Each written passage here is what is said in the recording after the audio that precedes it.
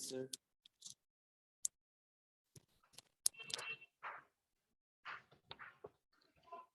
Okay, thank you.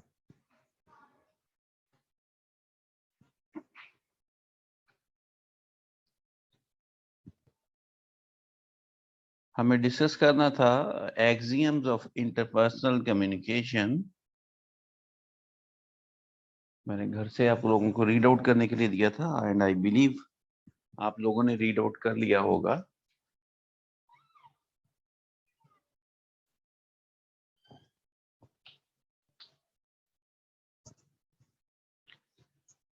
The word axiom. Anyone who could explain the word axiom?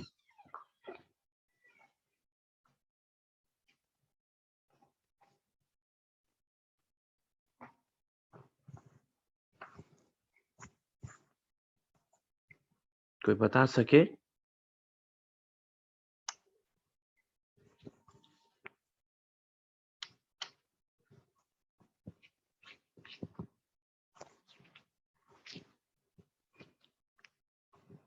No one?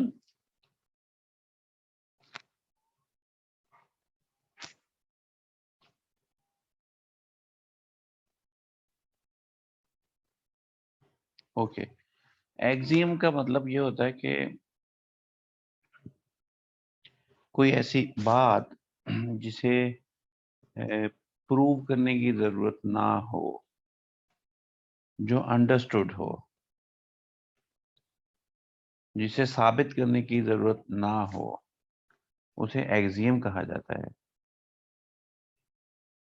Axiom मतलब कोई ऐसा concept, कोई ऐसी बात, कोई ऐसा रूल जिसे प्रूव करने की जरूरत ना हो, अंडरस्टूड हो कि ये ऐसा ही है, उसे एक्सियम कहा जाता है।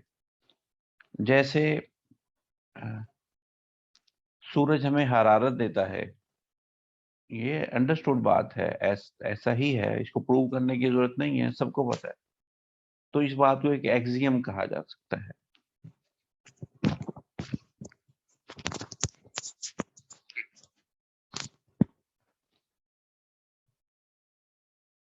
तो इसी तरह एक्सियम्स ऑफ इंटरपर्सनल कम्युनिकेशन का मतलब ये है कि कुछ ऐसी बातें इंटरपर्सनल कम्युनिकेशन के हवाले से, इंटरपर्सनल कम्युनिकेशन मतलब जो लोगों के माबैन कम्युनिकेशन हो, इंटरपर्सनल लोगों के माबैन जो कम्युनिकेशन हो, उस कम्युनिकेशन में कुछ ऐसी बातें हैं जो अंडरस्टूड हैं, दुरुस्त हैं, जो तयशुदा हैं, जिनको प्रूव करने की जरूरत नहीं होती, उन्हें एक्सियम्स ऑफ इंटरपर्सनल कम्युनिकेशन कहा जाता है।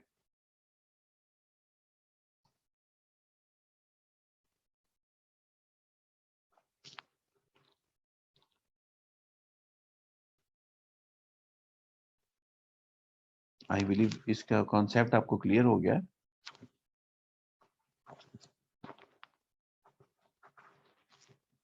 तो इसमें 6-7 एक्सियम्स गिवन हैं, 6-7 ऐसी बातें हैं जो अंडरस्टूड हैं, जो मतलब हमें पता ही है, हमें उन चीजों की समझ ही है, लेकिन यहाँ पे हम एज अ क्वेश्चन इसे हम पढ़ेंगे, एज अ टॉपिक इसे हम पढ़ लेंगे। सबसे पहले कहता है inevitability of communication. Inevitability of communication यानी एविटेबिलिटी खसूसियत होती है किसी चीज के नागुजीर होने की। एविटेबल का मतलब होता है किसी चीज का नागुजीर होना, जो किसी चीज का लाजिम होना, जिस कोई ऐसी चीज जिसके बिना हम रह नहीं सकते, उसे एविटेबल कहते हैं। जैसे पानी पीना हमारे लिए एविटेबल है, सांस लेना हमारे लिए एविटेबल है।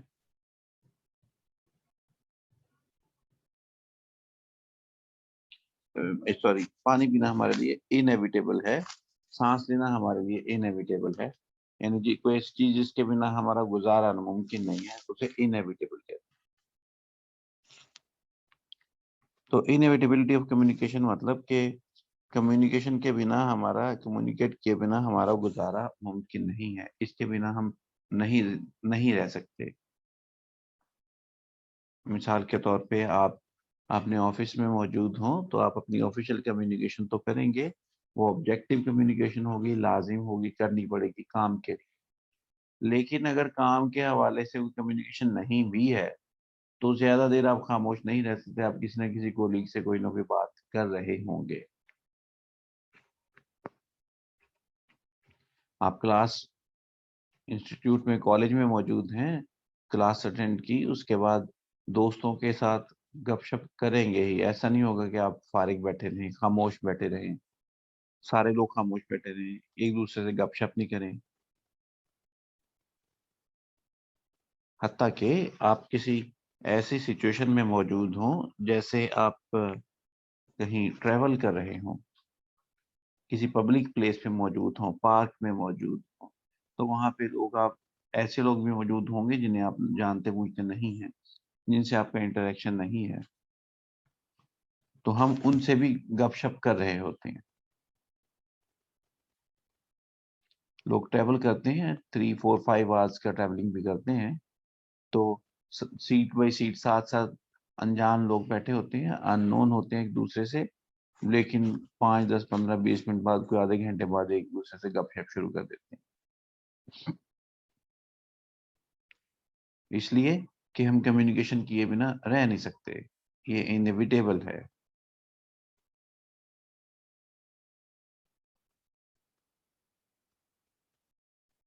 कम्युनिकेशन हम पढ़ चुके हैं कि अ, मतलब एक दूसरे से कोई अपनी ख्यालात शेयर करना। कम्युनिकेशन हम यूं भी पढ़ चुके कि इंफॉर्मेशन किसी से लेना, किसी को इंफॉर्मेशन पास ऑन करना, रिलेशनशिप मेंटेन करने के लिए, यानी जैसे अस्सलाम वालेकुम, कैसे हैं आप, वगैरह वगैरह, इस तरह की कम्युनिकेशन है। तो कम्युनिकेशन जो है ये हमारी जिंदगी में इनएविटेबल है, लाजिम है, नागुज़ीर है, इसके बिना चारा नहीं।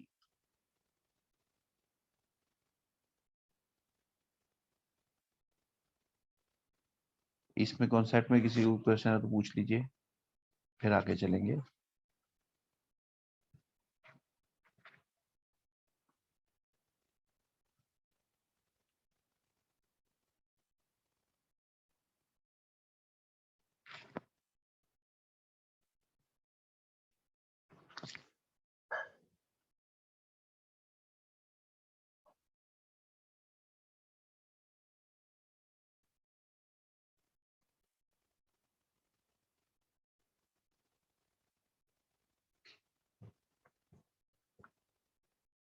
So I believe it's clear to everyone.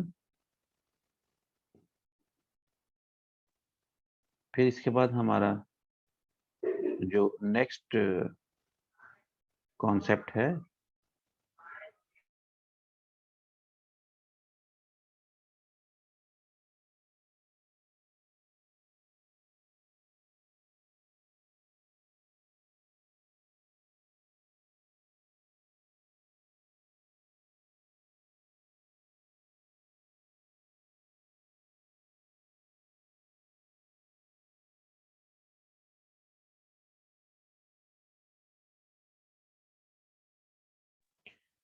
Content and relationship dimensions of communication.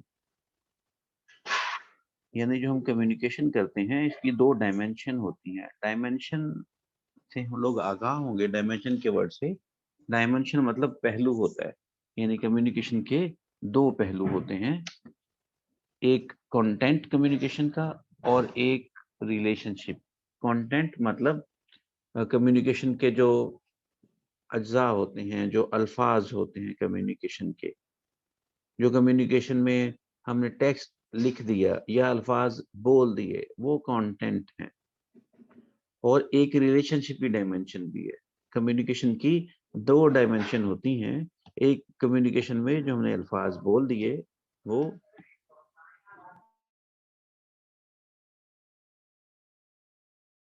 और दूसरा जो जो सेंडर और रिसीवर के बीच में जो रिलेशनशिप है, वो भी कम्युनिकेशन की एक डायमेंशन है, एक पहलू है।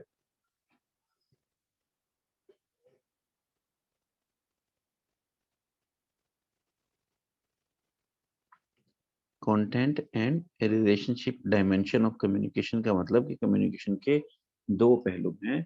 एक कंटेंट यानी उसका उसके अज्जा, जो हमने उसमें अल्फाज लिखे या अल्फाज बोले, वो कंटेंट ऑफ कम्युनिकेशन कहलाएगा। फिर जो सेंडर और रिसीवर के बीच में रिलेशनशिप है, वो भी कम्युनिकेशन की एक डायमेंशन कहलाता है। इसे पढ़ेंगे। In certain situations aside from the content of the message, बाज़ औक़ात मैसेज के कंटेंट यानी उसके अल्फाज के अलावा, an understanding of the differences in the nature of the relationship between sender of the message and the recipient could lead to a better understanding of the message। Sender और receiver में अगर understanding मौजूद हो तो फिर जो अल्फाज हैं उनसे हट के भी मैसेज जो है वो आसानी से समझा जा सकता है। A lack of understanding of the relationship dimension of communication, यानी अगर सेंडर और रिसीवर में कम्युनिकेशन जो है वो उनमें आपस में रिलेशनशिप इतने अच्छे नहीं होंगे, यानी ये वाली डायमेंशन जो है ये खराब होगी। Could give rise to conflict, इसके नतीजे में कन्फ्लिक्ट क्रिएट हो सकता है। And misunderstanding, in spite of the fact that the content dimension of the communication may essentially be the same in similar situation। भले अल्फाज वही हो, मैसेज वही हो, एक बंदा जिसके साथ आपके रिलेशनशिप अच्छे हैं, वो उन अल्फाज को, उस मैसेज को अच्छे से समझ लेगा, ठीक समझ लेगा, जो आप समझाना चाह रहे हैं वो समझ लेगा। लेकिन वही अल्फाज, वही मैसेज किसी ऐसे बंदे को दें जिसके साथ आपके रिलेशनशिप अच्छे नहीं हैं, तो वो उस मैसेज को अच्छे से नहीं समझेगा, या जो आप समझाना चाह रहे थे वो नहीं समझेगा, या उसको मिसअंडरस्टैंड करेगा, या उसके नतीजे में कॉन्फ्लिक्ट क्रिएट हो सकता है। भले अल्फाज एग्जैक्टली सेम हो, मैसेज एग्जैक्टली सेम हो, सेंडर एग्जैक्टली सेम है, लेकिन दो डिफरेंट रिसीवर हैं, एक के साथ अच्छा रिलेशनशिप है और एक के साथ अच्छा रिलेशनशिप नहीं है, तो दोनों सूरतों में मैसेज जो अंडरस्टैंड होगा, जो डीकोड होगा, वो डिफरेंट होगा। अब सेंडर भी सेम है, मैसेज भी सेम है, फ़र्क कहाँ पे है? सेंडर और रिसीवर के रिलेशनशिप पे। जहाँ पे अच्छे रिलेशनशिप हैं, वहाँ पे मैसेज सही अंडरस्टैंड किया जाएगा, जहाँ पे अच्छे रिलेशनशिप नहीं है, वहाँ पे मैसेज मिसअंडरस्टूड भी हो सकता है। The communication has a relationship dimension which exists between the parties in terms of family ties, status and nature of association। ये जो रिलेशनशिप है वो कहता है ये ऐसे भी होता है जैसे हम फैमिली टाइज यानी फैमिली मेंबर्स हों, कजन्स हों, रिलेटिव्स हों, ये भी रिलेशनशिप हो सकता है। कुछ स्टेटस का रिलेशनशिप भी हो सकता है, यानी सेम स्टेटस के लोग, या कोई एसोसिएशन की नेचर, यानी जैसे एक क्लास में क्लास फेलोज होते हैं, उनकी एसोसिएशन है। एसोसिएशन मतलब जमात नहीं, एसोसिएशन मतलब उनकी क्लोजनेस है, और उसकी वजह जो है वो सारे क्लास फेलोज हैं, सारे कोलीग्स हो सकते हैं, सारे एक टीम के मेंबर्स हो सकते हैं, सारे किसी क्लब के मेंबर हो सकते हैं, यानी इनमें से कोई भी ताल्लुक हो, उसे हम रिलेशनशिप डायमेंशन में समझ लेंगे, कंसिडर कर लेंगे। This needs to be kept in mind when interpreting the message and understanding the message that is actually communicate। यानी जब हम कम्युनिकेशन कर रहे हों तो हमें ये समझने की ज़रूरत है कि हम जो है अपने अल्फाज का चुनाव करते हुए इस बात को मद्देनज़र रखें कि हमारा रिसीवर के साथ कैसा रिलेशनशिप है। आप देखिए कि जब हम एक बात अपने भाई से कर रहे हों, I mean with your brother और स्पेशली यंगर ब्रदर, तो आपका बात करने का अंदाज, लहजा जो है वो कैजुअल होगा, रिलैक्स होगा, और थोड़ा फ्रेंडली होगा। बट आप वही बात अपने फादर से कर रहे होंगे तो लहजा जरा मुअद्दबाना होगा, कॉशियस होगा। बात भले सेम ही हो, फर्क कहाँ पे आ गया? नेचर ऑफ रिलेशनशिप पे आ गया। फैमिलीज में ऐसा होता है, कुछ लोगों के साथ हमारे अच्छे रिलेशनशिप होते हैं और कुछ लोगों के साथ हमारे अच्छे रिलेशनशिप नहीं होते। तो जिनके साथ हमारे अच्छे रिलेशनशिप नहीं होते, हम उनसे बात करने में मुहतात रहते हैं, अल्फाज के चुनाव में एहतियात बरतते हैं। क्यों? क्योंकि हम समझते हैं कि रिलेशनशिप डायमेंशन एक एग्जिस्ट करती है। रिलेशनशिप अच्छे नहीं हैं, तो ऐसा ना हो कहीं किसी बात के नतीजे में कॉन्फ्लिक्ट क्रिएट हो जाए। तो फिर हम अल्फाज के चुनाव में एहतियात बरतते हैं। यानी हमें इस बात का पता है कि रिलेशनशिप मैटर करते हैं। हम इस एक्सियम से आगाह हैं पहले से ही। ये एक्सियम मतलब अंडरस्टूड बात होती है, ये बात अंडरस्टूड है, लेकिन हमने इसको as a topic, as a point, as a concept पढ़ा नहीं है कभी। हम इस बात से आगाह है, अच्छे रिलेशनशिप हो तो वहाँ मुख्तलिफ अंदाज से बात करते हैं, खराब रिलेशनशिप हो वहाँ पे मुख्तलिफ अंदाज से बात करते हैं। रेस्पेक्ट वाला रिलेशनशिप हो तो वहाँ पे रेस्पेक्ट वाले अंदाज में बात करते हैं, और अगर कोई फ्रेंडली रिलेशनशिप हो तो वहाँ पे उस अंदाज से बात करते हैं। इस बात से हम आगाह तो हैं, लेकिन हम पढ़ आज रहे हैं कि जो कम्युनिकेशन उसके दो पहलू होते हैं, कंटेंट यानी मैसेज के अल्फाज, और रिलेशनशिप यानी relationship between sender and receiver. आप इसको पढ़ लीजिए दोनों पॉइंट 1-2 मिनट के लिए, फिर आगे चलेंगे।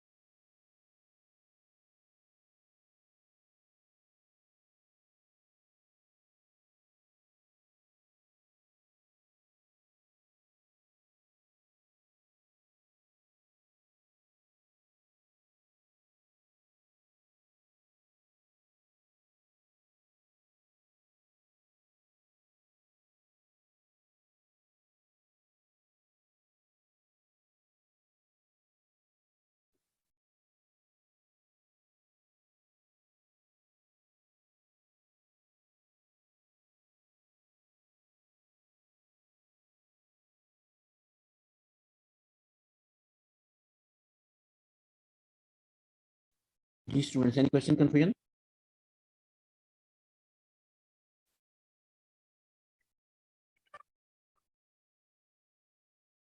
Anyone having question may ask. So I believe no question. Then there is the next point, irreversibility of communication.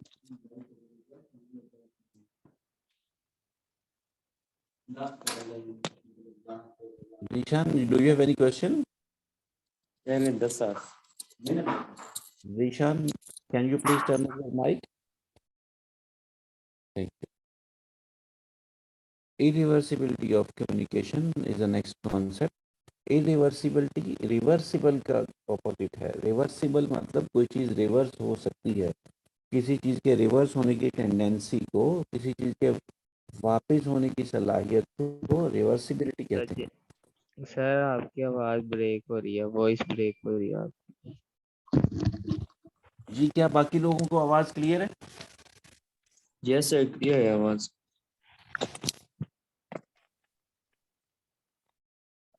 Then you need to check your connection, please. Voice is clear to the students. You need to check your connection, please. So irreversibility of communication, reversible का मतलब होता है किसी चीज के वापस होने की सलाहियत, रिवर्स होने की सलाहियत। इरिवर्सिबिलिटी का मतलब कि कोई चीज वापस नहीं हो सकती। तो इरिवर्सिबिलिटी ऑफ कम्युनिकेशन का कॉन्सेप्ट बताता है कि जो कम्युनिकेशन है ये रिवर्स नहीं हो सकती। हम इस बात से पहले से ही आगाह हैं।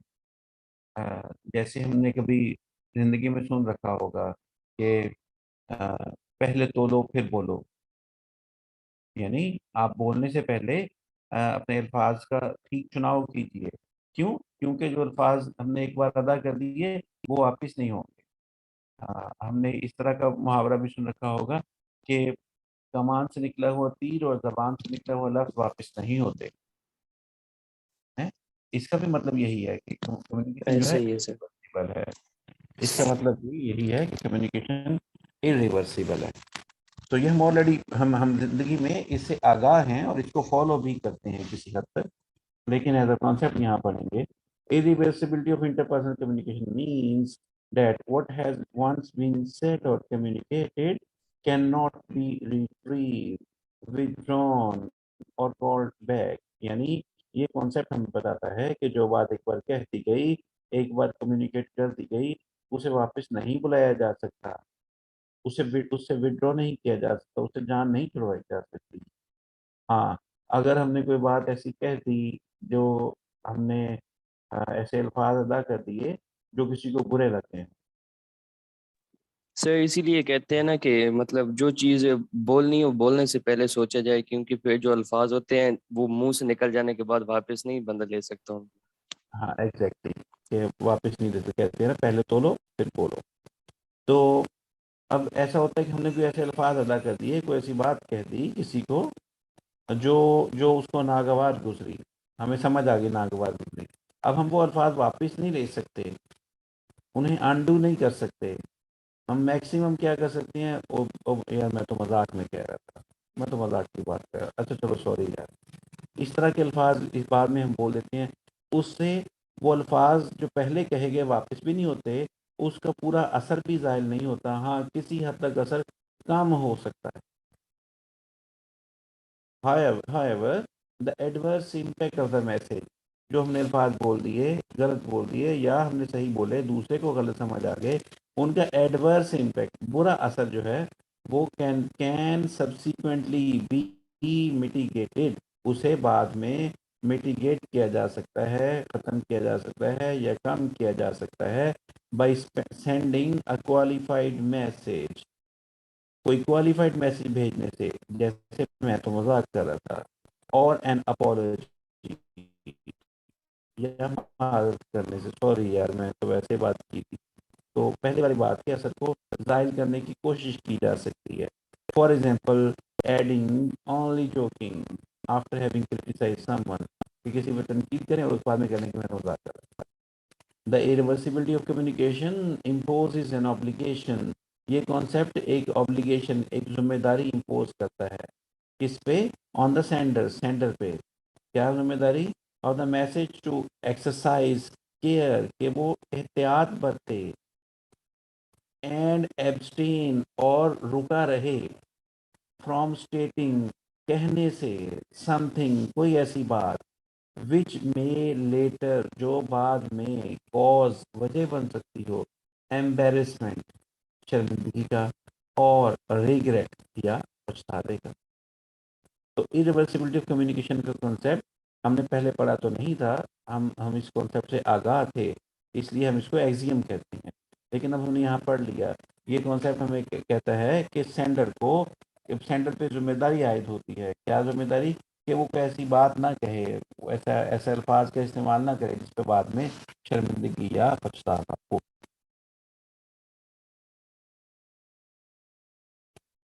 Next is digital and analogic. Human communication involves both digital and analogic components. कहता है जो कम्युनिकेशन, ह्यूमन कम्युनिकेशन, उसमें डिजिटल और एनालॉजिक दो कंपोनेंट होते हैं। डिजिटल रेफर्स टू डिस्क्रीट, यानी डिस्क्रीट मतलब वाजे, डिफाइंड कम्युनिकेशन एलिमेंट, यानी कम्युनिकेशन का, हमारी कम्युनिकेशन का वो हिस्सा जो वाजे हो, क्लियर हो, डिफाइंड हो, सच एज वर्ड्स, जैसे कि अल्फाज का इस्तेमाल, यानी हम जो अल्फाज बोलते हैं वो हमें क्लियर होते हैं, वाजे होते हैं, उनके मायने हम समझ रहे होते हैं। ये डिजिटल कंपोनेंट है कम्युनिकेशन का। And specific gesture with generally agreed meaning, कोई ऐसा जेस्चर, जैसे मतलब कोई ऐसा बॉडी मूवमेंट जिसके जनरली एग्रीड मीनिंग हो, सब लोग उसके मीनिंग समझते हो। जैसे दो उंगलियों के साथ हम वी का इशारा करते हैं तो सब लोग समझते हैं इसका मतलब विक्ट्री हुआ करता है। सर इसको ट्रैफिक सिग्नल्स भी मतलब ऐसे, जैसे ट्रैफिक सिग्नल्स हम सब एक ही मतलब समझते हैं उसका, तो हाँ, जैसे रेड का मतलब हम समझते हैं कि हमें रुक जाना चाहिए, तो ये डिजिटल कंपोनेंट है, यानी जिसमें अल्फाज या इशारों का वाज़ेह इस्तेमाल हो। फिर एक एनालॉजिक कंपोनेंट हो सकता है, वो क्या है? It describes communication where the act evokes a particular inference. For example, shaking a fist in someone's face would evoke a message of aggression and violence. यानी कोई ऐसा काम, कोई ऐसा मैसेज, कोई ऐसी चीज, कोई ऐसी हरकत जो वाजे तौर पे ना हो, वाजे तौर पे कुछ और हो, लेकिन उसके रिजल्ट में कुछ और चीज निकल आए। जैसे किसी के चेहरे पे आप हथेली रगड़ेंगे तो उस बंदे को गुस्सा आ सकता है, तो हथेली रगड़ने के नतीजे में गुस्सा आ गया, तो इसे हम एनालॉजी कहते हैं। यानी ये क्लियर इस्तेमाल, अल्फाज का इस्तेमाल नहीं है, ये कोई किसी ऐसे सिग्नल, इशारे का इस्तेमाल नहीं है जिसको सब समझते हैं। किसी के चेहरे पे आप हथेली रगड़ेंगे तो उसे गुस्सा नहीं आएगा, वो महसूस हो सकता है कि ये प्यार से बंदा ऐसे कर रहा है, कोई बंदा इससे एग्रेसिव भी हो सकता है। या कोई पुराना वाकया होता है, उस वाकये को हमने किसी एक या दो लफ्ज़ों से जोड़ रखा होता है कि हम वो एक या दो लफ्ज़ बोले तो हमें पुराना पूरा वाकया याद आ जाता है। अब आम बंदे के लिए तो दो लफ्ज़ होंगे, वो कोई आम बंदा सुनेगा तो वो दो लफ्ज़ होंगे, उसके लिए दो लफ्ज़ों के मीनिंग होंगे, लेकिन एक ख़ास बंदे के लिए, एक ख़ास ग्रुप ऑफ पर्सन्स के लिए उन दो लफ्ज़ों के पीछे पूरी स्टोरी भी हो सकती है। ऐसा होता है दोस्तों के बीच, कभी कोई इंसिडेंस, कोई फनी इंसिडेंस हुआ हो और हम उस इंसिडेंस को याद करते हो और एक दो लफ्ज़ों से, किसी इशारे से याद करते हैं तो वो पूरी बात याद आ जाती है। इसे एनालॉजिक कंपोनेंट कहते हैं।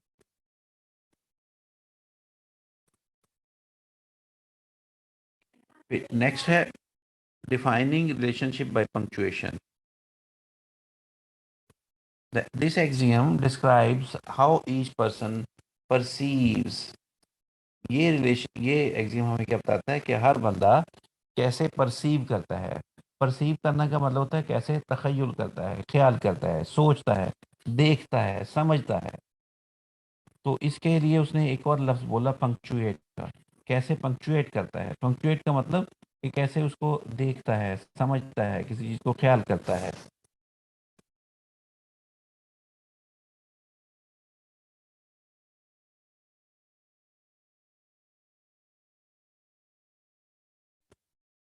तो कोई बंदा कैसे परसीव करता है, कैसे ख्याल करता है, किसी चीज को कैसे समझता है, उसे यहाँ पे पंक्चुएशन कह रहा है, पंक्चुएट करता है।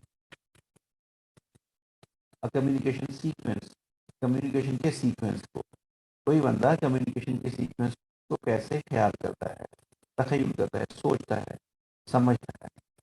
कम्युनिकेशन को नहीं, कम्युनिकेशन के सीक्वेंस को।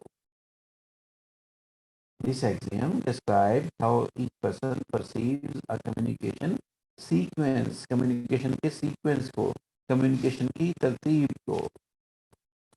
Both the sender and receiver of information structure the communication flow differently. Sender और communication अगर रिपीटेडली आपस में बात कर रहे हो तो दोनों बंदे कम्युनिकेशन के फ्लो को, इंफॉर्मेशन के फ्लो स्ट्रक्चर को या फ्लो को डिफरेंटली देखते हैं, and therefore interpret their own behaviour. तो फिर इस कम्युनिकेशन में अपने रवैये को जो है वो उनकी तशरीह करते हैं, इंटरप्रेट करते हैं। कैसे?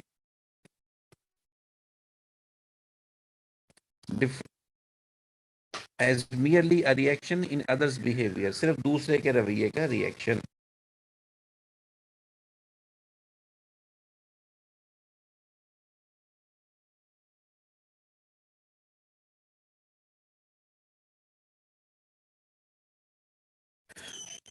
कि ये देखिए, ये फिनोमिना भी समझने के लिए हमें को बहुत मुश्किल चीज नहीं है ये समझना, इसलिए कि आप देखिए कि अगर कभी दो लोगों के बीच में कम्युनिकेशन हो रही हो, जो कम्युनिकेशन तकरार तक चली जाए, तो हर बंदा ये कह रहा होता है कि जो मेरा रवैया है ये इस वजह से है कि इसने मुझे ये बात कही, वो कहेगा मैंने ये बात इसलिए कही कि आपने मुझे ये बात कही। तो दोनों लोग जो हैं अपने रवैये को दूसरे की किसी बात का या रवैये का नतीजा करार देते हैं, उसका रिएक्शन करार देते हैं, उसका रिस्पॉन्स करार देते हैं। And it happens in our daily life, specially Pakistan के कॉन्टेक्स्ट में अगर हम देखें तो हमारे यहाँ तो ऐसा ही है। तो कोई बंदा अपनी गलती को मानने को तैयार नहीं होगा, बल्कि अपने किसी रवैये, अपने किसी बात, अपनी किसी वजाहत का जिम्मेदार दूसरे की किसी बात को, उसके रवैये को ठहराएगा। बोथ द सेंडर, इसको दोबारा पढ़ेंगे, both the sender and receiver of information structure the communication flow differently and therefore interpret their own behaviour, अपने रवैये को इंटरप्रेट करते हैं, तशरीह करते हैं, समझते हैं कैसे, क्या, during communication as merely as a reaction on the others behaviour, किसी दूसरे के रवैये का रिएक्शन। तो इसे पंक्चुएट करना का कहता है वो, कि ये पंक्चुएशन है कि आप कम्युनिकेशन के फ्लो को, कम्युनिकेशन के सीक्वेंस को कैसे पंक्चुएट कर रहे हैं। तो punctuate a communication means to interpret an ongoing sequence of events. Punctuate करने का, कम्युनिकेशन को पंक्चुएट करने का मतलब कहता है कि जो ऑनगोइंग सीक्वेंस है इवेंट्स का, बातों का, कम्युनिकेशन का, उसकी आप कैसे तशरीह करते हैं। Labelling one event as cause and the following event as the response, के एक इवेंट को, एक बात को, एक जुमले को आप किसी वजह बना दें और दूसरे जुमले को उसका रिस्पॉन्स बना दें। यानी मेरा जो रिस्पॉन्स है ये आपके इस जुमले के, इस रवैये की, इस बात की वजह है। This means that each party in the communication thinks one is the cause of a specific behaviour. Communication में हर पार्टी ये समझती है कि मेरे रवैये के जिम्मेदार दूसरा बंदा है। फिर इसके बाद नेक्स्ट जो एक्सियम है वो सिमेट्रिक और complement. Symmetric interaction describes interaction based on equal power between the parties। यानी जहां दो लोग कम्युनिकेशन कर रहे हो, एक दूसरे से मुखातिब हो, एक दूसरे से बात कर रहे हो, और वो दोनों लोग जो हैं वो, उनकी पावर इक्वल हो। जैसे दो लोग, जैसे दो दोस्त, जैसे दो हम उम्र कजन्स, जैसे दो अजनबी। तो ऐसी कम्युनिकेशन को सिमेट्रिक कहते हैं। जहाँ उनकी पावर जो है वो एक जैसी ना हो, वो एक वन अप हो, तो उसे हम जो है वो कॉम्प्लीमेंट्री कहते हैं। यानी जैसे बाप और बेटे की गुफ्तगू, दोनों की पावर बराबर नहीं है, जैसे बड़े भाई और छोटे भाई की गुफ्तगू, दोनों की पावर बराबर नहीं है, तो उसे हम कॉम्प्लीमेंट्री बोलेंगे। Conversely complementary interchange describes interaction, interaction मतलब आपस में मेल मिलाप, बातचीत, based on differences in power, जहाँ पे पावर में डिफरेंस हो बिटवीन द पार्टी, यानी दोनों लोग, सेंडर और स्पीकर और लिसनर में। जैसे टीचर और स्टूडेंट के बीच में गुफ्तगू, दोनों की पावर इक्वल नहीं है, लेकिन जो दो जो क्लास फेलोज होंगे दोनों की पावर इक्वल होगी। तो स्टूडेंट और टीचर के बीच में जो गुफ्तगू है वो सिमेट्रिक, वो कॉम्प्लीमेंट्री है, और जो दो क्लास फेलोज के बीच में गुफ्तगू है वो मत, सिमेट्रिक है। सर मतलब this same could be level के जो होंगे rephrased वो, as saying communication। जी सॉरी, दोबारा बोलिए। सर मैंने कहा कि जो सेम लेवल के होंगे उनको सिमेट्रिक बोलेंगे और जो डिफरेंट लेवल के होंगे उनको कॉम्प्लीमेंट्री बोलेंगे। जी ऐसे ही, जहाँ पे लोगों का लेवल सेम होगा वो सिमेट्रिक होगा, जैसे क्लास फेलोज, और जहाँ पे लेवल डिफरेंट होगा, ऊपर नीचे होगा, उसे कॉम्प्लीमेंट्री, जैसे उस्ताद शागिर्द, जैसे बाप बेटा, this would be considered complementary, माँ बेटा, this would be considered complementary, but class fellows, colleagues, दोस्त, all of these will be considered symmetry. This could be okay sir, rephrased thank you. as saying communication is either symmetric or complementary depending on whether the relationship of the parties is based on differences or parity. These concepts manifest in three ways. इनको करता हम इस तरह से भी देख सकते हैं। One party attempts to gain control of an exchange by dominating the overall communication.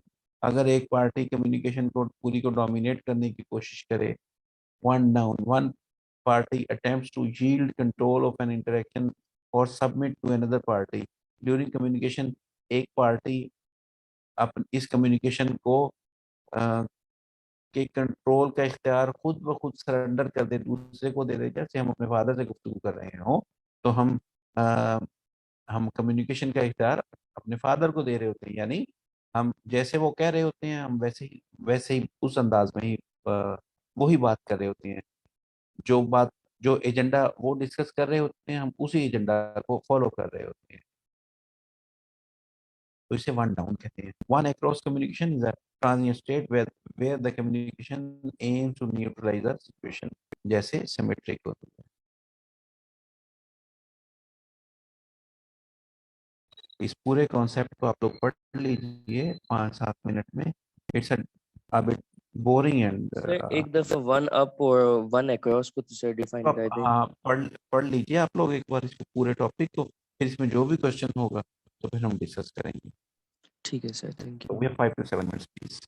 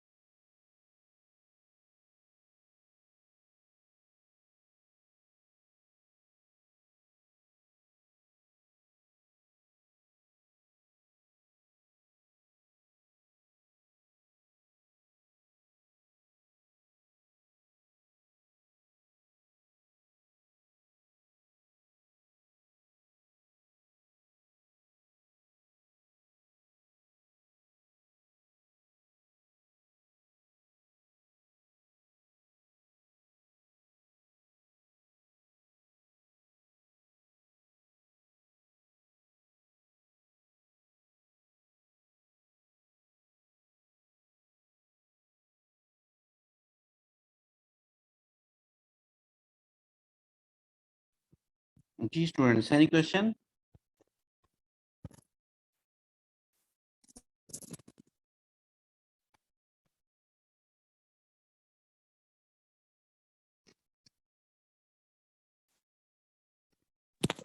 Sir एक दफा one up one down and one across को दोबारा से एक्सप्लेन कर दें। ओके, हमने पढ़ा कि जो हमारी कम्युनिकेशन है ये सिमेट्रिक या कॉम्प्लीमेंट्री हो सकती है। कॉम्प्लीमेंट्री मतलब जब आपका जो रिलेशनशिप है वो बराबर ना हो। सिमेट्रिक मतलब जब रिलेशनशिप बराबर हो। इस सिमेट्रिक में आगे कहता है कि तीन तरीके हो सकते हैं। सिमेट्रिक के आगे तीन तरीके होते हैं, यानी वो लोग जिनका आपस में रिलेशनशिप तो बराबर है बट ड्यूरिंग कम्युनिकेशन वो तीन तरह से बिहेव कर सकते हैं। वन अप, यानी एक बंदा कम्युनिकेशन को जो है वो डोमिनेट कर ले, उसमें गालिब आ जाए। जैसे हम हमें पता है कि हम दोस्तों में हो तो कोई एक बंदा होता है जो सबसे ज्यादा बात करता है, सबसे ज्यादा कम्युनिकेट कम्युनिकेट करता होता है, उसकी कोशिश होती है कि मैं ही बोलूँ बाकी लोग ना बोलें। ऐसी कम्युनिकेट ऐसी, जबकि होते सारे इक्वल पावर के लोग हैं, बराबर के लोग होते हैं। तो ये रिलेशनशिप जो है ये बिहेवियर जो वन अप कहलाएगा। फिर वन डाउन में ऐसे होता है कि कुछ लोग कम्युनिकेशन करने में थोड़ा शाय होते हैं, थोड़ा कम बोलते हैं, सोच समझ के बोलते हैं, सुनते ज्यादा है। वो क्या करते हैं कि कम्युनिकेशन की का इख्तियार दूसरे को दे देते हैं, कंट्रोल दूसरे को दे देते हैं। इसे वन डाउन कहते हैं। And then one across communication मतलब कि सब लोग जो हैं या दो लोग बातें कर रहे हैं तो कमोबेश एक ही लेवल पे बात कर रहे हो। ऐसा नहीं कि कोई बंदा कम्युनिकेशन में डोमिनेट कर रहा हो, गालिब आ रहा हो, तो इसे वन अक्रॉस कहा जाता है या न्यूट्रलाइज सिचुएशन भी कहा जाता है। Any other question?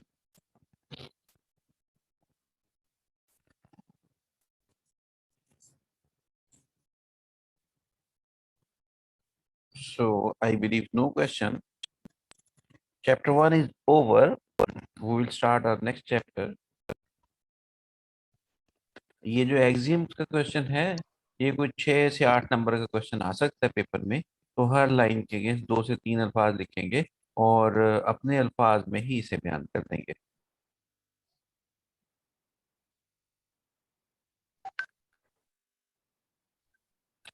ये जो चैप्टर 1 था हमारा, ये डील कर रहा था कम्युनिकेशन के हवाले से। जो चैप्टर 2 है वो बिजनेस कम्युनिकेशन के हवाले से उसमें लिखेंगे। कम्युनिकेशन और बिजनेस कम्युनिकेशन में फर्क रहेगा। जी जैन, एनी क्वेश्चन? जी सर, हम कितने चैप्टर करेंगे अप्रोक्सीमेटली बता दें। इसके जो हमारे थ्योरी के चैप्टर हैं वो प्रोबेबली 6 चैप्टर्स हैं थ्योरी के, और 2 चैप्टर जो हैं चैप्टर यानी चैप्टर नंबर 1 to 5 है थ्योरी के, और चैप्टर नंबर 8 है, जिसमें से तकरीबन 65 मार्क्स का पेपर आएगा और thirty sir five to forty इसमें मार्क्स जी बोलिए। सर इस बुक में तो वैसे 9 चैप्टर है ना। ये जो आई कैप की हम बुक यूज कर रहे हैं जी सर। जी जी जी, हम फर्स्ट 5 पढ़ेंगे और 9th चैप्टर पढ़ेंगे जो जो थ्योरी से रिलेटेड होगा। फर्स्ट 5 एंड द 9th 1 जो थ्योरी से मतलब रिलेटेड सर हो। टोटल टोटल हमने जो चैप्टर पढ़ने हैं वो 6 हैं। वो 6 हैं जिसमें से तकरीबन 60 से 65 मार्क्स का पेपर आएगा थ्योरी का। फिर 35 से 40 नंबर का पेपर आएगा रिटर्न कम्युनिकेशन का, जिस जैसे कोई लेटर होगा, जैसे मेमो होगा, जैसे कोई नोटिस ऑफ द मीटिंग होगा, एजेंडा ऑफ द मीटिंग, कोई रिपोर्ट लिखनी आ जाएगी। वो 35 से 40 नंबर का पेपर होगा। वो इस बुक में चैप्टर नंबर 6, 7, 8 में डिस्क्राइब्ड है, उसकी डिटेल्स प्रोवाइड की गई हैं। उन्हें हम पढ़ेंगे नहीं बल्कि उन पे हम उनका प्रैक्टिस करेंगे, उनको हम जी सर, प्रैक्टिस वैसे करेंगे। 7 8 मैंने चैप्टर देखा है सर, उसमें रिपोर्ट्स और लेटर वगैरह सब उनकी डिटेल दी हाँ हुई है और सर लिखने का तरीका भी दिया हुआ है वहाँ पे। एग्जैक्टली तो हम उसका तरीका तो यहाँ पे सीख लेंगे और हम प्रैक्टिस करेंगे, इसलिए उन चैप्टर्स को पढ़ेंगे नहीं। बट दो chapters are part of the syllabus, हम उन्हें बुक से पढ़ेंगे नहीं क्योंकि उनमें से पेपर थ्योरी का नहीं आएगा बल्कि कोई रिटर्न पे प्रैक्टिकली कोई चीज पूछेगा। Okay sir, a, thank you. Sir, एक क्रेडिट आवर्स मीन्स क्या आते हैं? आप 2 घंटे का लेक्चर देते हैं हमें, तो 2 क्रेडिट आवर हो जाते हैं। जी जी जी। Okay, thank you. चैप्टर 1 हमारा डील कर रहा था कम्युनिकेशन के बारे में। ये कम्युनिकेशन कहीं भी हो सकती है, फैमिली में, फ्रेंड्स में, बाजार में, ऑफिस में, बिजनेस में। तो ये जनरली हम डिस्कस कर रहे थे कम्युनिकेशन को। But chapter 2 deals with business communication, यानी communication in a business environment. अगर आप इसका पेज नंबर देखिए, page number 31, there is a definition block. Business communication involves the exchange of messages in a commercial environment. वहां पे हमने communication का definition पढ़ा था, एक्सचेंज ऑफ इंफॉर्मेशन। यहाँ पे exchange of messages in a commercial environment, in a business environment, उसे business communication कहा जाएगा।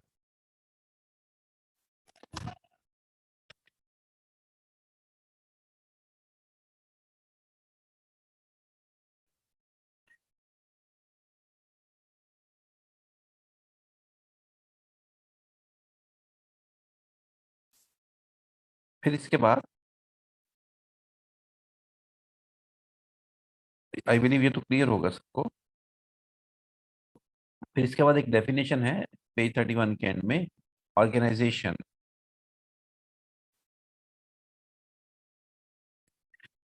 An organization is a social arrangement for the controlled performance of collective goals that has a boundary separating it from its environment. Organization, इदारा, इदारे के चार खसूसियात यहाँ बयान करता है। पहला ये कि इदारा जो होता है ये सोशल अरेंजमेंट होता है। इनको आप मार्क कर लीजिए, नंबरिंग कर लीजिए। किसी ऑर्गेनाइजेशन की चार खसूसियात हैं। Number 1, social arrangement. Number 2, controlled performance. Number 3, collective goals. And number 4, boundary. किसी ऑर्गेनाइजेशन की चार खसूसियात होती हैं। ये question as as a definition भी पूछ सकता है, इसको एज इट इज लिख देंगे। क्वेश्चन यू भी पूछ सकता है कि एलिमेंट्स ऑफ एन ऑर्गेनाइजेशन या कैरेक्टरिस्टिक्स ऑफ एन ऑर्गेनाइजेशन। तो फिर ये चारों पॉइंट नंबरिंग में लिख देंगे। डेफिनेशन भी पूछी जा सकती है, पूरी डेफिनेशन लिख देंगे डेफिनेशन की शक्ल में। एलिमेंट्स ऑफ ऑर्गेनाइजेशन पूछे या कैरेक्टरिस्टिक्स ऑफ ऑर्गेनाइजेशन पूछे तो फिर ये चार पॉइंट जो हमने डिस्कस किए इन्हें नंबरिंग में लिख देंगे। तो हम इनको वन बाय वन डिस्कस करते हैं। सबसे पहले कहता है सोशल अरेंजमेंट, यानी ऑर्गेनाइजेशन जो होती है ये सोशल अरेंजमेंट होती है। सोशल अरेंजमेंट मतलब सोसाइटी में अरेंजमेंट, लोगों का अरेंजमेंट। ऑर्गेनाइजेशन में लोग होना जरूरी है, किसी इदारे में लोगों का होना जरूरी है, ये सोशल अरेंजमेंट। कंट्रोल्ड परफॉर्मेंस, वहां पे चूंकि लोग मौजूद होते हैं, लोग अपना अपना रोल, अपना अपना जॉब परफॉर्म करते हैं। कोई बंदा सेल्स डिपार्टमेंट में है तो सेल्स कर रहा है, उसका जॉब, उसका रोल सेल्स का है। प्रोडक्शन का रोल हो सकता है, अकाउंटिंग का रोल हो सकता है, एडमिनिस्ट्रेशन का रोल हो सकता है, एचआर का रोल हो सकता है। तो डिफरेंट रोल्स हैं जो हमें परफॉर्म करनी होती हैं। उस परफॉर्मेंस को कंट्रोल किया जाता है इदारे।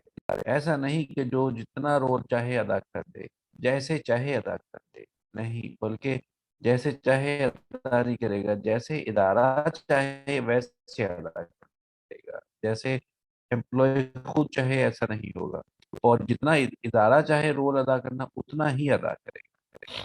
तो परफॉर्मेंस जो है वो कंट्रोल्ड होती है।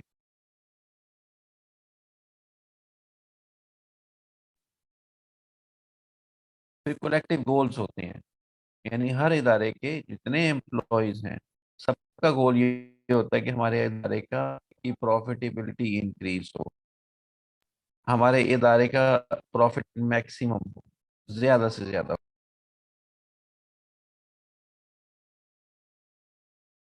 भले सेल्स डिपार्टमेंट है, भले परचेज परचेज डिपार्टमेंट है, भले प्रोडक्शन डिपार्टमेंट है, हर डिपार्टमेंट का, हर एम्प्लॉय का जो गोल होता है वो ये होता है कि हमारे इदारे का प्रॉफिट ज्यादा से ज्यादा हो। यानी जो सेल्स करने वाला वो चाहेगा कि हम ज्यादा प्राइस पे, हायर प्राइस पे सेल करें। हायर प्राइस पे सेल करेंगे तो प्रॉफिट बढ़ जाएगा। जो परचेज करने वाला है उसकी कोशिश कोशिश होनी चाहिए होगी कि हम कम प्राइस पे परचेज करें। कम प्राइस पे परचेज करेंगे जब भी आपका प्रॉफिट बढ़ जाएगा। जो प्रोडक्शन के लोग होंगे उनकी कोशिश होगी हम ज्यादा से ज्यादा प्रोडक्शन करें और कम खर्चे से प्रोडक्शन करें, तो उस सूरत में भी आपका प्रॉफिट बढ़ जाएगा। तो तमाम ऑर्गेनाइजेशन के लोग जितने एम्प्लॉयज होते हैं सबका गोल कलेक्टिव होता है। एक गोल सबसे बड़ा होता है क्या, कि आपका प्रॉफिट मैक्सिमम होना चाहिए। उसके बाद छोटे छोटे और गोल भी होते हैं, बट ये कलेक्टिव होते हैं, इकट्ठे होते हैं। ऐसा नहीं कि किसी एक इदारे के लोगों का गोल कुछ और हो, कुछ लोग किसी एम्प्लॉय का मकसद कोई और हो, किसी एम्प्लॉय का मकसद कोई और हो। फिर कहता है boundary separating it from its environment. हर ऑर्गेनाइजेशन की, हर इदारे की एक बाउंड्री होती है जो इसे इसके एनवायरनमेंट से, एनवायरनमेंट मतलब गिरदोनवा से डिफरेंशिएट करती है, सेपरेट करती है। तो ये चार कैरेक्टरिस्टिक्स, चार एलिमेंट्स हैं ऑर्गेनाइजेशन के। दोबारा पढ़ेंगे। An organization is a social arrangement for the controlled performance of collective goals that has a boundary separating it from its environment. For example car manufacturer, ये एक ऑर्गेनाइजेशन होगा। अ ग्रोसरी स्टोर, ये भी एक organisation होगा। अ golf club, ये भी एक ऑर्गेनाइजेशन होगा। देखिए इसमें कोई क्वेश्चन है किसी का तो पूछिए।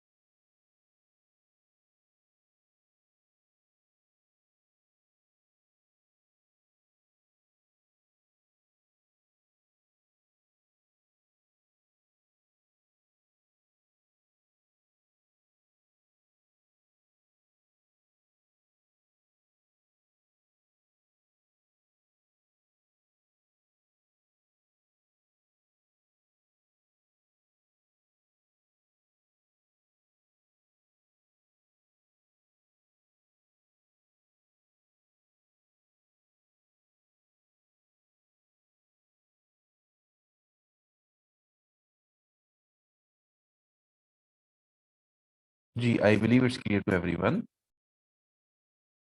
Let's move to next page. अच्छा जी, ऑर्गेनाइजेशन हमने पढ़ लिया कि ऑर्गेनाइजेशन क्या होती है।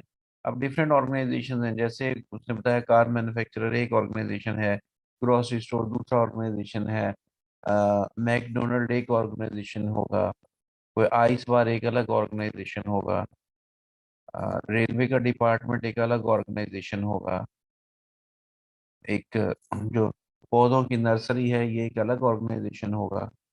तो मुख्तलिफ इदारे पाए जाते हैं।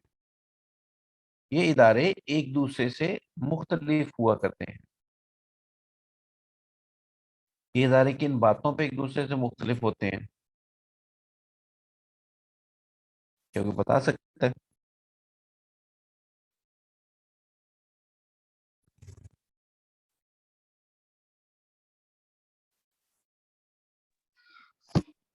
सर जैसे ज्योग्राफिकल भी चेंज होता है, वर्क भी चेंज होता है और उनके तरीके भी चेंज होते हैं, ओनरशिप भी चेंज होती है। जैसे ज्योग्राफिकली चेंज होते हैं, पिफा का head office geographically different location पे मौजूद है मैकडोनल्ड की। डिफरेंट लोकेशन है, उसकी डिफरेंट बाउंड्रीज हैं, जोग्राफिकली भी एक दूसरे से मुख्तलिफ होते हैं, और इसके अलावा ऑनरशिप के लिहाज से भी होती हैं। जैसे कोई सिंगल मेंबर कंपनी हो सकती है, कोई प्राइवेट लिमिटेड कंपनी हो सकती है, कोई पार्टनरशिप हो सकती है, कोई पब्लिक लिमिटेड कंपनी हो सकती है। तो ऑनरशिप जो है, सर्विस के लिहाज से भी तो सर चेंजिंग हो सकती है ना इसमें। जैसे सर्विसेज के लिहाज से भी सर इसको चेंजिंग हो सकती है ना इसमें। जैसे मिसाल के तौर पे सर जैसे अब मैकडोनल्ड वालों वालों की सर्विसेज देख ले और पीफा वालों की, तो दोनों चीजें डिफरेंट है ना सर।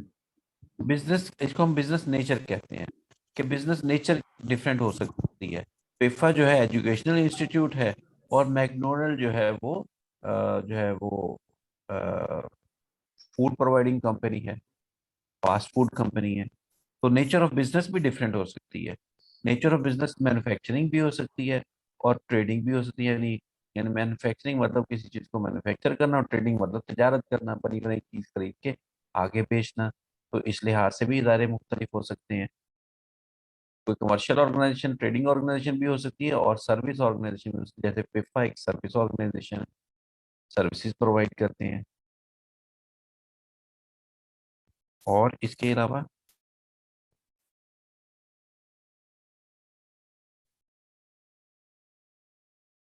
एनीवन एल्स,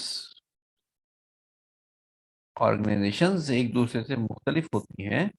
वो किस बुनियाद पे मुख्तलिफ हो सकती हैं, किस पहलू से मुख्तलिफ हो सकती हैं, ये हम यहाँ सीखेंगे। कोई और स्टूडेंट?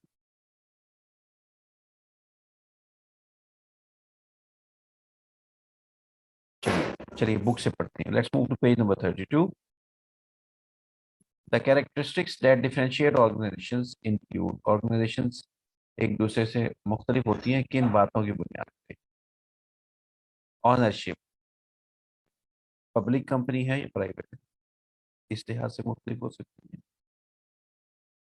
कंट्रोल, ऑर्गेनाइजेशंस में मुख्तलिफ कंट्रोल अप्लाई किए जाते हैं अपने इदारे को रन करने के लिए। जैसे हमने ऊपर पढ़ लिया ऑर्गेनाइजेशन की डेफिनेशन में, इसके चार एलिमेंट होते हैं। एक कंट्रोल्ड परफॉर्मेंस भी एक एलिमेंट है, यानी परफॉर्मेंस को कंट्रोल किया जाता है। तो वो कंट्रोल करने के तरीकाकार हर इदारे में मुख्तलिफ हो सकते हैं। जैसे इदारों में अटेंडेंस लगाई जाती है, तो अटेंडेंस लगाने का तरीकाकार, वो अटेंडेंस एक कंट्रोल है, अटेंडेंस भी एक कंट्रोल है, तो वो तरीकाकार मुख्तलिफ हो सकता है। फिर एक्टिविटी, यानी व्हाट दे डू, एग्रीकल्चर है, मैन्युफैक्चरिंग है, एनर्जी है। फिर ओरिएंटेशन, यानी प्रॉफिट है या नॉन प्रॉफिट ऑर्गेनाइजेशन।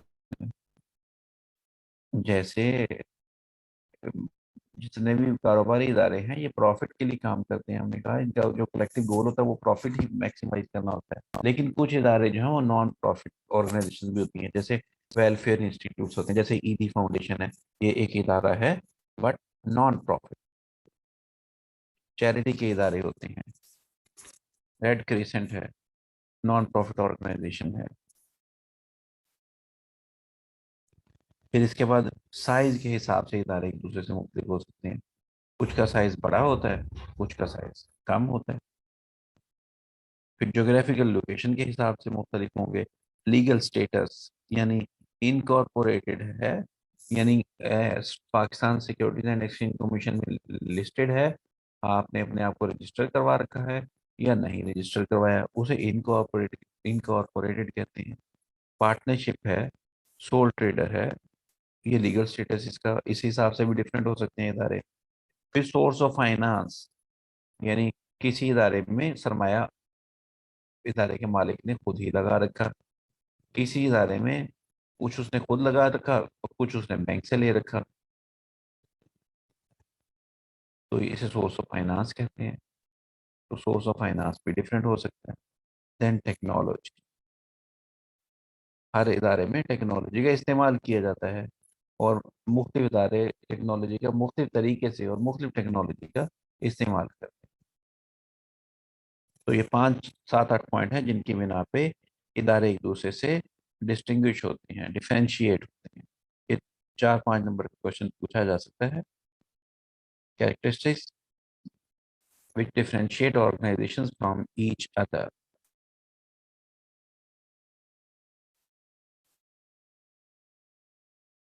एक बार देख लीजिए, 1-2 मिनट में फिर आगे चलेंगे।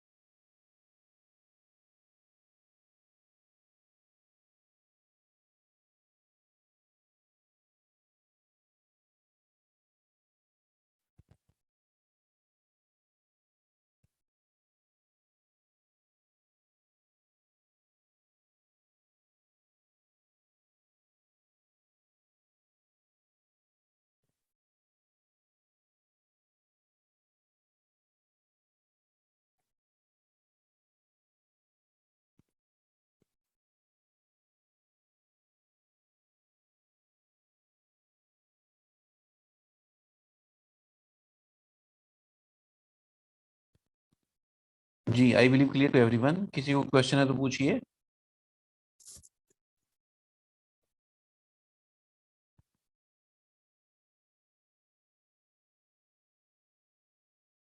Okay, no question.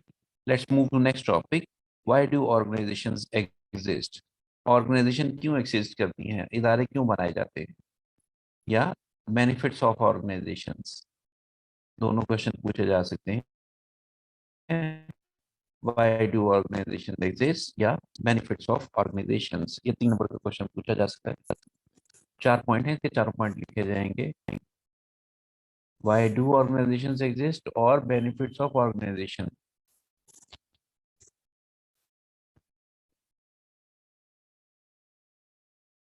सबसे पहला रीजन जो बताता है, they can overcome individual limitations. Individual मतलब इनफरादी, लिमिटेशंस मतलब नकाइस, खामियां, महदूद ताकत होना, महदूद इख्तियारात होना, महदूद चीजें होना। यानी देखिए, एक बंदा, इदारे क्यों बनाए जाते हैं हम ये पढ़ने हैं। इदारे इसलिए बनाए जाते हैं कि हर बंदे की लिमिटेशंस होती हैं। एक आदमी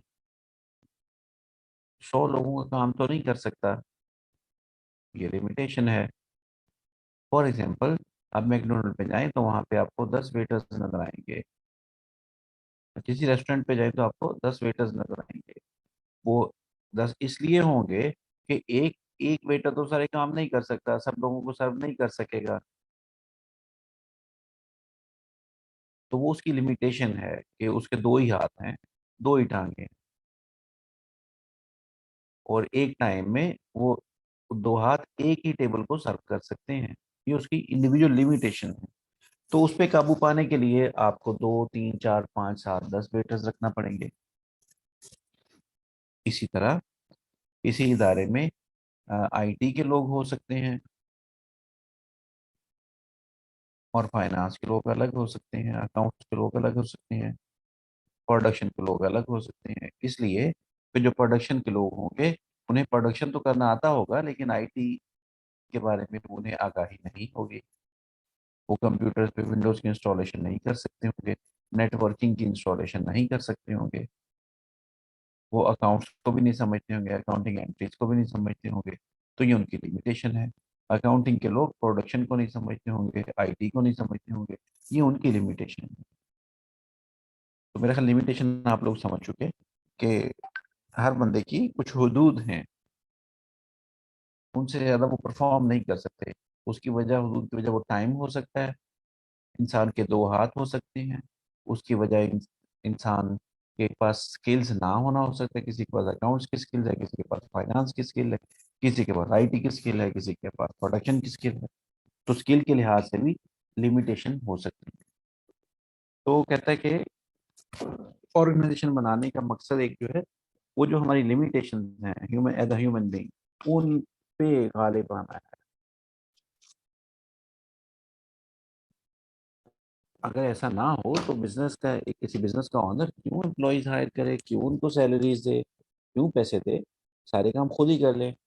इसलिए सारे वो लोगों को हायर करेगा कि सारे काम खुद कर नहीं सकता। तो ये लिमिटेशन है। फिर दे कैन एनेबल स्पेशलाइजेशन। इससे क्या होता है कि इदारे के अंदर स्पेशलिस्ट लोग आ जाते हैं, हर फील्ड के लोग। आईटी वाला बंदा आईटी को देखेगा, अकाउंट्स वाला अकाउंट्स को देखेगा, फाइनेंस वाला फाइनेंस को देखेगा, सेल्स वाला सेल्स को देखेगा। तो जो स्पेशलिस्ट बंदा होगा किसी काम का, वो अच्छा परफॉर्म करेगा। Synergies can be identified that save both time and money. Synergies can be identified. ये पॉइंट को कोई स्टूडेंट एक्सप्लेन कर सकता हो?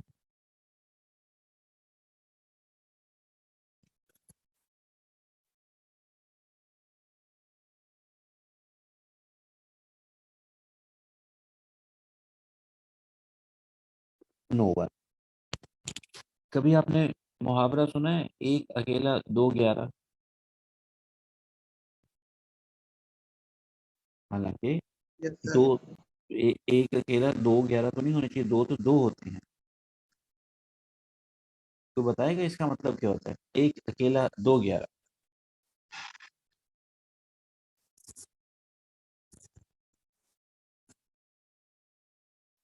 Anyone who could explain it?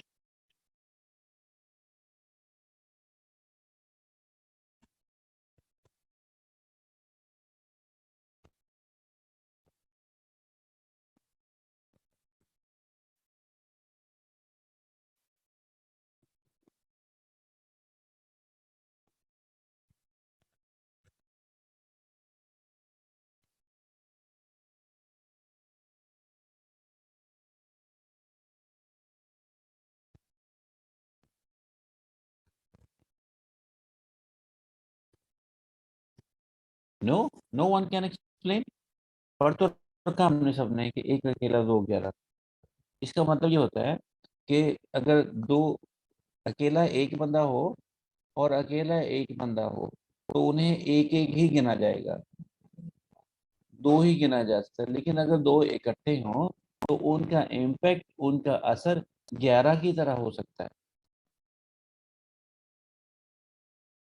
इसका मतलब ये नहीं कि एग्जैक्टली 11 लोगों जितना असर हो सकता है। मफहूम इस मुहावरे का ये है कि उनका इम्पैक्ट असर दो से ज्यादा हो, दो इंडिविजुअल से ज्यादा हो। एक अकेला दो ग्यारह का मतलब ये होता है कि अगर दो लोग अकेले अकेले हों तो वो उन दोनों का इम्पैक्ट, असर, वर्थ, अहमियत दो लोगों का होगा।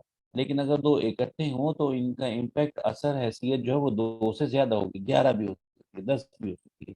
तो महावरतन बोलते हैं एक अकेला दो ग्यारह, यानी जब दो लोग इकट्ठे हो जाएं या कुछ लोग इकट्ठे हो जाएं तो उनकी पावर जो है वो बढ़ जाती है। अगर अलग अलग देखें तो एक की पावर एक की, दूसरे की पावर भी एक की, तो टोटल दो होना चाहिए। लेकिन अगर वो दोनों इकट्ठे हो जाएंगे तो टोटल पावर टू से ज्यादा होगी, 11 के बराबर की हो सकती है। तो इस मुहावरे को एक अकेला दो गैर इस तरह से बोलते हैं। तो इसे आप इंग्लिश में सिनर्जी भी कह सकते हैं। सिनर्जीज कैन बी आइडेंटिफाइड, यानी जब ऑर्गेनाइजेशन में लोग इकट्ठे होते हैं तो उनका जो लोगों के इकट्ठे होने का बेनिफिट होता है वो इंडिविजुअल बेनिफिट से ज्यादा हो जाता है in total. That can save both time and money. ये कैसे हो जाता है कि लोग जब एक इदारे में ज्यादा लोग काम करते हैं, स्पेशलिस्ट लोग काम करते हैं, तो इससे इदारे का टाइम भी बचता है काम करने का और पैसे भी बचते हैं। They can enable the accumulation and sharing of knowledge. इसमें क्या होता है कि इदारे में जब सिर्फ एक्सपीरियंसेस के लोग इकट्ठे होते हैं तो नॉलेज इकट्ठा होता है, नॉलेज एक्यूमुलेट होता है, फिर नॉलेज शेयर होता है। जैसे हम, हाँ, एक डिपार्टमेंट में 6-8 लोग मौजूद हो, तो एक डिपार्टमेंट हेड हो जो सबसे ज्यादा नॉलेजफुल हो, सबसे ज्यादा एक्सपीरियंस हो, तो वो क्या करेगा अपने डिपार्टमेंट में के बाकी 5-7 लोगों के साथ नॉलेज शेयर कर रहा होगा, उनको गाइड कर रहा होगा, उनको ट्रेन कर रहा होगा। With the passage of time वो लोग भी नॉलेज गेन कर रहे हो, as well as the pooling of expert, यानी एक्सपर्ट लोगों का पूल बन जाता है, नॉलेज एक्यूमुलेट हो जाता है और नॉलेज शेयर। 1-2 मिनट पढ़ लीजिए इसे, फिर आगे चलेंगे। Come on quickly.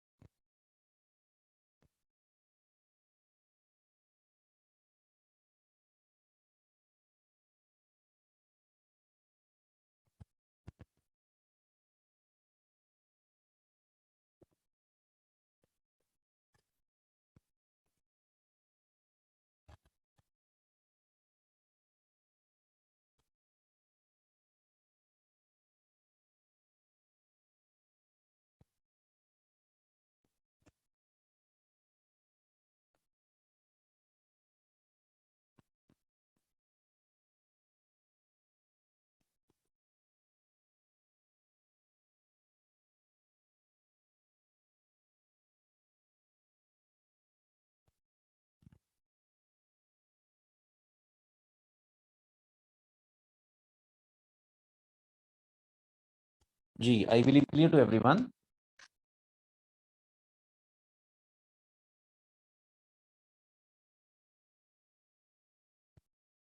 Okay, next इससे डेफिनेशन है stakeholder. A stakeholder is a person, group और ऑर्गेनाइजेशन। स्टेक होल्डर एक शख्स भी हो सकता है, एक ग्रुप ऑफ पीपल भी हो सकता है, और कोई ऑर्गेनाइजेशन भी स्टेक होल्डर कहला सकती है।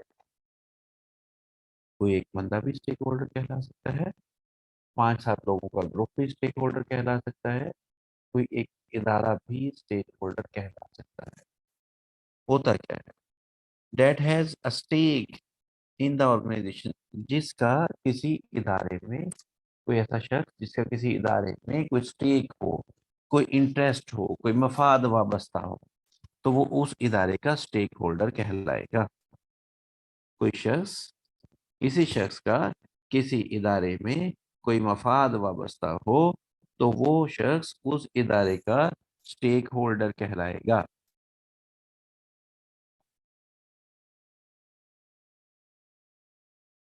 मिसाल के तौर पे, आप किसी इदारे में जॉब करते हैं, एम्प्लॉय हैं उस इदारे के, तो आप उस इदारे के स्टेक होल्डर हैं।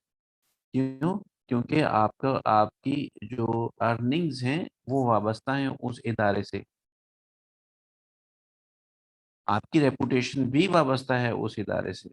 वो इदारा अच्छा परफॉर्म करेगा तो आपकी अच्छी अर्निंग्स होंगी, आपको बोनस मिलेंगे, अच्छी सैलरी मिलेगी। वो इदारा बुरा परफॉर्म करेगा तो आपको बुरी आपको बोनस नहीं मिलेंगे, कम सैलरी मिलेगी।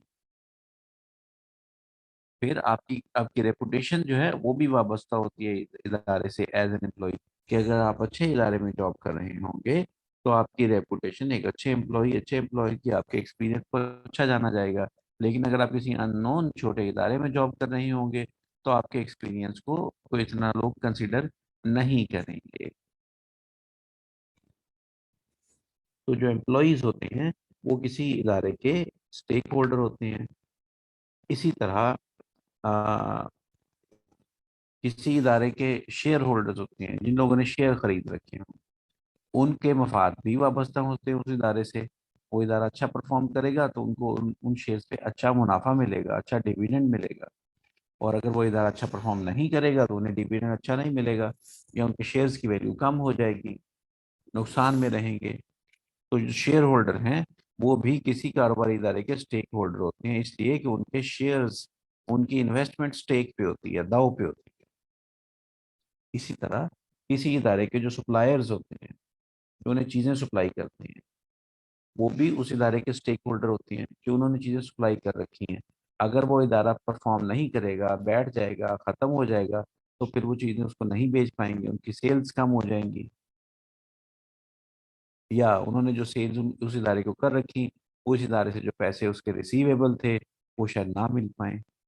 तो फिर जो सप्लायर होते हैं किसी इदारे के वो भी स्टेक होल्डर होते हैं। तो स्टेक होल्डर की डेफिनेशन समझ आ गई सबको? किसी को कंफ्यूजन है तो पूछिए।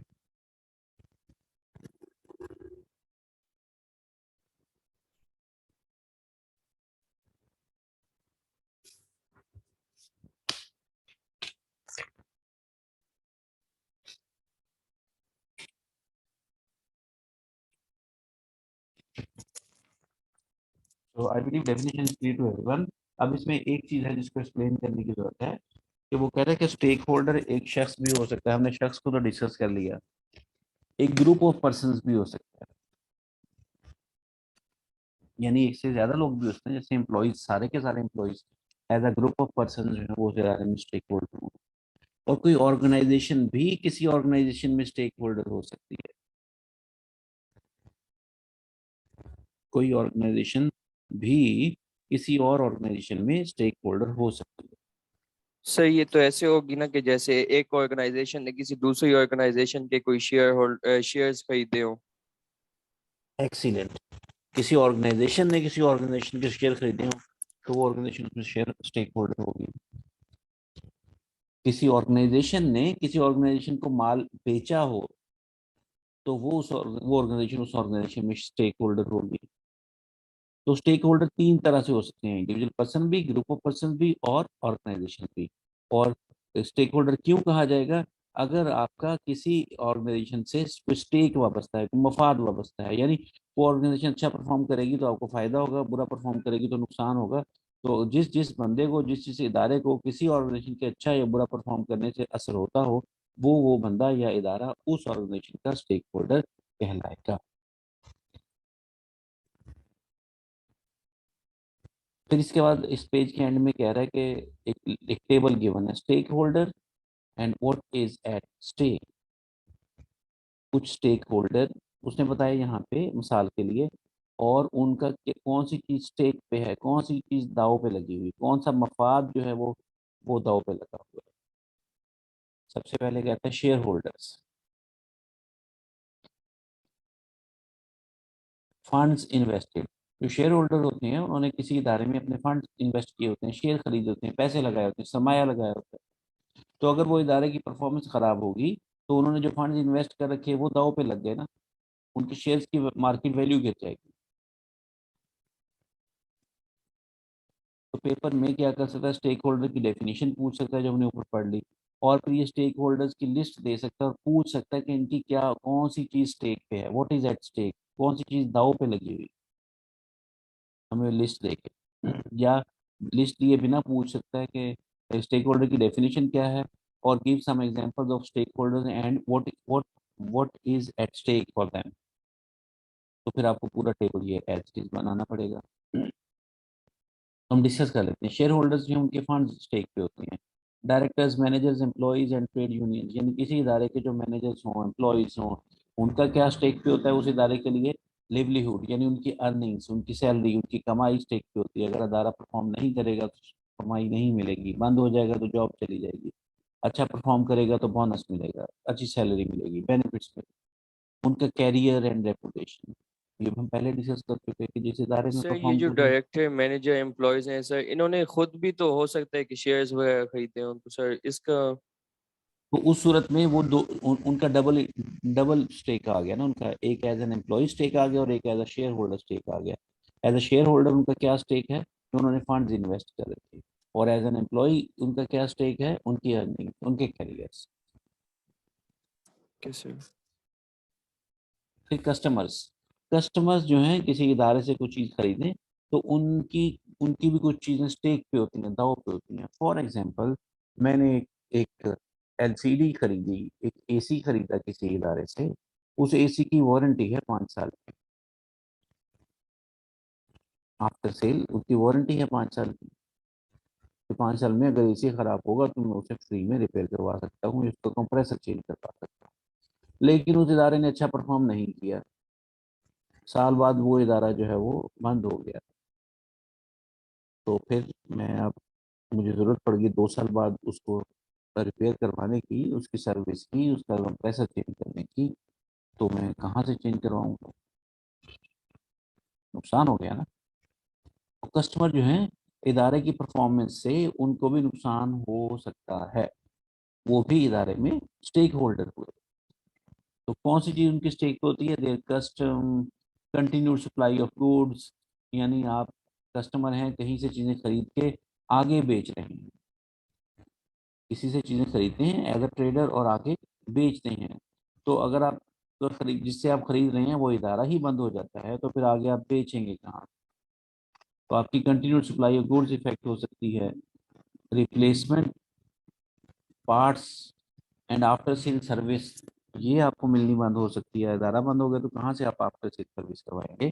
उसके आपको जो पार्ट्स आपने खरीदने थे वो पार्ट्स मार्केट में आना बंद हो गए तो वो भी आपको नुकसान रहेगा।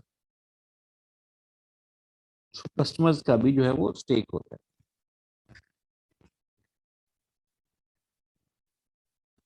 फिर सप्लायर्स एंड अदर बिजनेस, जो सप्लायर्स होते हैं वो भी जो है हमने पहले भी डिस्कस कर लिया, उनकी सप्लाई ऑफ गुड्स जो है वो स्टेक पे होती है, उनकी इन्वेस्टमेंट स्टेक पे होती है, उनका बिजनेस स्टेक पे होता है। यानी आप किसी किसी बिजनेस को जो है वो चीज़ें बेच रहे हैं,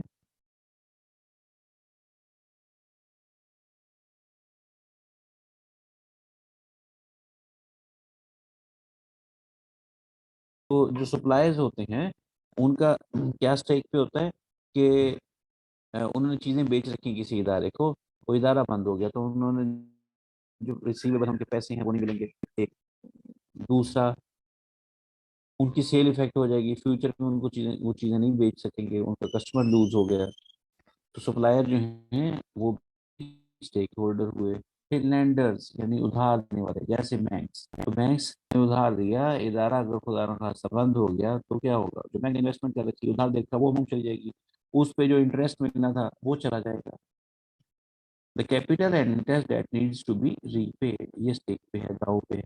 government and its agencies, national infrastructure, employ welfare, tax वगैरह, यानी गवर्नमेंट जो है वो इदारों से, कारोबारी इदारों से टैक्स कलेक्ट करती है। तो कारोबारी इदारे अच्छा परफॉर्म करेंगे, ज़्यादा सेल्स करेंगे, ज़्यादा टैक्स पे करेंगे, कम सेल्स करेंगे, कम टैक्स पे करेंगे।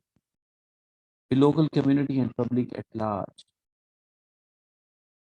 National infrastructure, employ welfare, social sustainability and corporate responsibility, यानी अगर आप कोई इदारा अच्छा परफॉर्म करेगा, कोई इदारा अच्छा परफॉर्म करेगा तो उसके एम्प्लॉयज़ जो हैं उनकी तादाद में इजाफा होगा। किसी इदारे में 500 लोग काम कर रहे होते हैं, किसी में 1000 काम कर रहे होंगे, तो अनएम्प्लॉयमेंट कम होगी।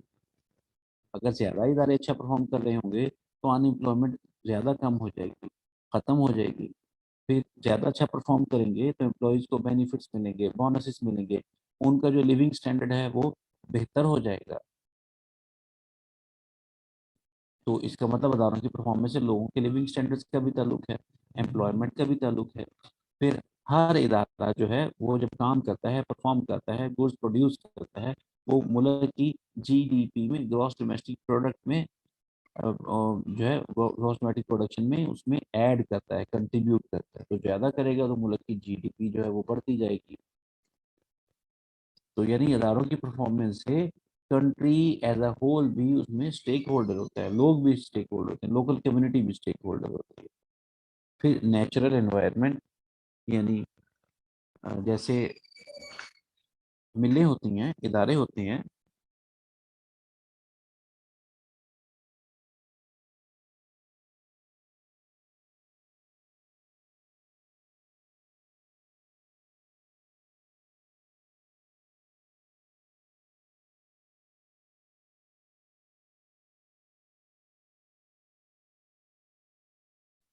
तो फिर है natural environment, the environment shared by all. जैसे मिलें या इदारे होते हैं तो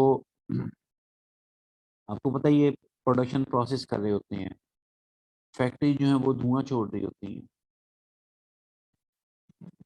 तो अगर फैक्ट्रीज अपना जो धुआं छोड़ रही हैं उसे प्रोसेस करके, ट्रीट करके, फिल्टर करके फिजा में छोड़ेंगी, तो हमारी फिजा आलूदा नहीं होगी।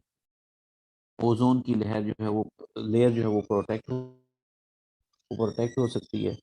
और अगर वो आलूदा धुआं छोड़ेंगी तो उससे हमारी इन्वायरमेंट डैमेज होगी। तो इसका मतलब इन्वायरमेंट भी उस इदारे की परफॉर्मेंस में स्टेक होल्डर है। कुछ इदारे जो है वो इस्तेमाल शुदा प्रोडक्शन प्रोसेस में इस्तेमाल शुदा पानी जो है वो डिस्चार्ज करते हैं। तो अगर वो इस्तेमाल शुदा पानी डिस्चार्ज करेंगे ट्रीटमेंट, वाटर ट्रीटमेंट के जरिए, ट्रीटमेंट करने के बाद, तो उससे हमारी एनवायरनमेंट जो जेर ज़मीन पानी या ज़मीन ज़मीन की जो जो स्ट्रेंथ है वो इफेक्ट नहीं होगी। अगर उसको ट्रीटमेंट किए बिना छोड़ देंगे तो ज़मीन डैमेज होगी। तो इसका मतलब ये कि जो एनवायरनमेंट है वो भी किसी इदारे की में स्टेक होल्डर होता है, उसकी परफॉर्मेंस से एनवायरनमेंट भी इफेक्ट हो सकता है। 2-3 मिनट में आप इस टॉपिक को, 2-3 टॉपिक हमने जो पढ़े उन्हें देख लीजिए, फिर आगे चलते हैं।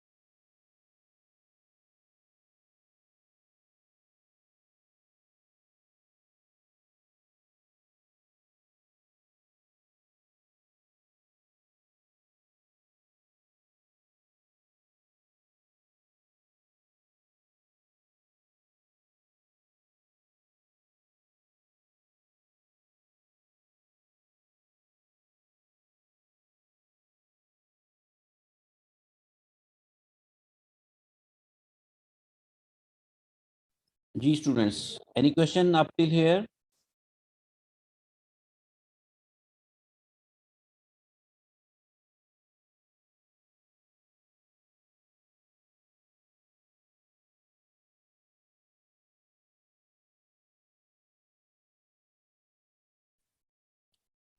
Sir anyone having question? ये कितने मार्क्स का क्वेश्चन है? ये क्वेश्चन 4 से 5 नंबर का आ सकता है। जो स्टेक होल्डर्स के साथ क्वेश्चन है ना, कि 4 से 5 नंबर का क्वेश्चन पूछा जा सकता है।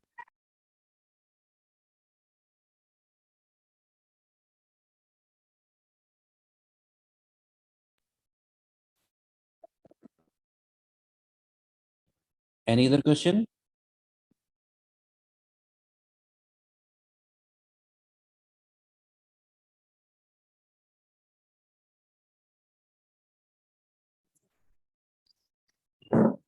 ये जो चैप्टर है, चैप्टर 2, इसमें छोटे छोटे काफी सारे टॉपिक्स हैं, 15-20 या शायद इससे भी ज्यादा टॉपिक्स होंगे जो छोटे टॉपिक्स हैं, और सारे टॉपिक्स आपस में मिलते जुलते हैं। तो उनको डिस्टिंग्विश करना फिर मुश्किल हो जाता है अगर आप उन्हें रिवाइज रिवाइज ना करें, टाइमली रिवाइज ना करें, तो उन्हें डिस्टिंग्विश करना मुश्किल हो जाता है।